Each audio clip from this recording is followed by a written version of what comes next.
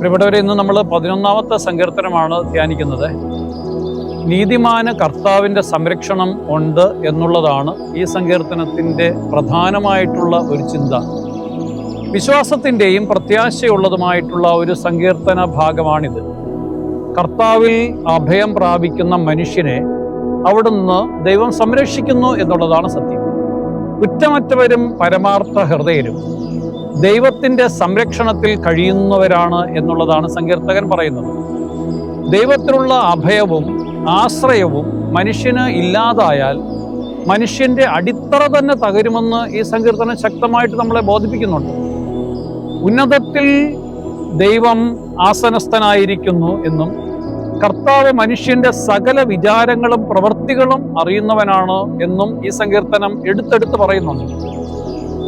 നീതി നിർവഹിക്കുന്ന ദൈവം നീതിമാന് അനുഗ്രഹവും ദുഷ്ടന് തിന്മയും വരുത്തുന്നവനാണ് എന്നുള്ളതും സങ്കീർത്തനം എടുത്തു പറയുന്നുണ്ട്. നമുക്ക് നീതിയുടെ പ്രവർത്തികൾ ചെയ്യാനായിട്ട് പറ്റും. നീതി പ്രവർത്തിക്കുന്ന മനുഷ്യന് ദൈവം അനുഗ്രഹങ്ങൾ തരും. കർത്താവിനെ സ്നേഹിക്കുന്നവർക്ക് അവിടുത്തെ മുഖദർശനം അനുഭവിക്കാൻ കഴിയും എന്നുള്ളതും സങ്കീർത്തനം പറയുന്നുണ്ട്. പരമാർത്ഥ ഹൃദയർക്ക് ദൈവത്തിൻ്റെ മുഖം ദർശിക്കാൻ കഴിയും എന്നുള്ള ആശയത്തോടു കൂടിയാണ് സങ്കീർത്തനം അവസാനിപ്പിക്കുന്നത്. ഏത് പ്രശ്നങ്ങളിലും പ്രതിസന്ധികളിലും ജീവിതത്തിൻ്റെ എല്ലാ അവസ്ഥകളിലും ദൈവത്തിൽ നമുക്ക് അഭയം തേടാം.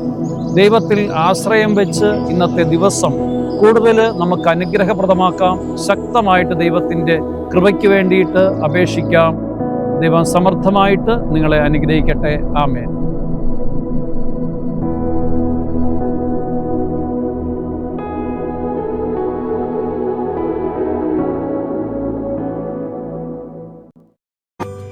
വചനവയൽ ആപ്പ് എക്കാലത്തെയും വചന പഠനത്തിനുള്ള ബൈബിൾ ക്വിസുകൾക്കുള്ള ഉത്തമ സഹായി. ഇന്നു തന്നെ ഗൂഗിൾ പ്ലേ സ്റ്റോറിൽ നിന്ന് വചനവയൽ ആപ്പ് ഡൗൺലോഡ് ചെയ്ത് വിവിധ ക്വിസുകൾക്കായി പഠിക്കാൻ ഈ ബുക്കുകൾ സ്വന്തമാക്കൂ.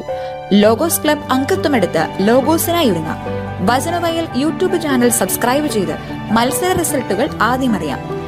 www.vajanavayal.com എന്ന സൈറ്റിലും ഈ ആപ്പ് ലഭ്യമാണ്. എക്കാലത്തെയും ബൈബിൾ ക്വിസുകൾക്കും സഭാവിജ്ഞാന ക്വിസുകൾക്കും പരീക്ഷകൾക്കും വേദപാഠ പരീക്ഷകൾക്കും സഹായിക്കുന്ന 1,00,000-ൽ പരം ചോദ്യോത്തരങ്ങൾ. എക്കാലത്തെയും ബൈബിൾ ക്വിസുകൾക്കായുള്ള പഠന സഹായം വചനവയൽ ആപ്പ്.